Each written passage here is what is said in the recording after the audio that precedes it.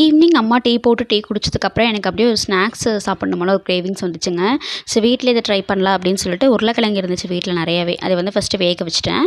அதுக்கப்புறம் பொடி பொடியாக வந்து வெங்காயம் வந்து கட் பண்ணிகிட்ருக்கேங்க. பொட்டேட்டோ பால்ஸ் மாதிரி ட்ரை பண்ணலாம் அப்படின்ட்டு தான். வெந்த உருளைக்கிழங்கு நல்லா மாவு மாதிரி மசிச்சு எடுத்து வச்சுட்டு அது கூட ஸ்பைசஸ்லாம் ஆட் பண்ணிக்கலாம். மிளகாத்தூள், மஞ்சள் தூள், கரம் மசாலா, சால்ட்டு, அதுக்கப்புறம் வந்து அரிசி மாவு, பொடியாக நறுக்கின வெங்காயம், பிரெட் கிரம்ஸ் வந்துட்டு பிரெட் இல்லைனாலும் ரஸ்க் இருந்துச்சுன்னா அதை கூட பொடி பண்ணிக்கலாங்க. ஸோ அதெல்லாம் ஆட் பண்ணியாச்சு. தண்ணி எதுவும் விட வேண்டியதில்லை. அப்படி நல்லா பெனஞ்சதுக்கப்புறம் அரிசி மாவு ஆட் பண்ணிட்டிங்கன்னா நல்லா வந்து கிறிஸ்பியாக வரும். கையில் அப்படியே ஆயில் அப்ளை பண்ணிவிட்டு குட்டி குட்டி பால்ஸாக பிடிக்க ஆரம்பிச்சிடலாம். மைதா வந்து பார்த்திங்கன்னா ஒரு 2 டேபிள் ஸ்பூன் எடுத்து தண்ணியில் விட்டு நல்லா பபிள்ஸே இல்லாமல் கரைச்சி எடுத்து வச்சுருக்கேன். அதில் ஃபஸ்ட்டு டிப் பண்ணிவிட்டு அதுக்கப்புறம் பிரெட் கிரம்ஸில் தூவி எடுத்துட்டோம்னா ஆயில் நல்லா ஹீட் ஆனதுக்கப்புறம் அடுப்பு சிம்மில் வச்சுட்டு ஒரு 3 பால்ஸாக 2 பால்ஸாக போட்டு எடுத்திங்கன்னா சூப்பராக இருக்குங்க. ஸோ இந்த ஸ்நாக்ஸ் வந்து நான் திடீர்னு பண்ணேன். டேஸ்ட் நல்லா வந்துச்சு. நீங்களும் ட்ரை பண்ணி பாருங்கள் பிடிச்சிருந்தா.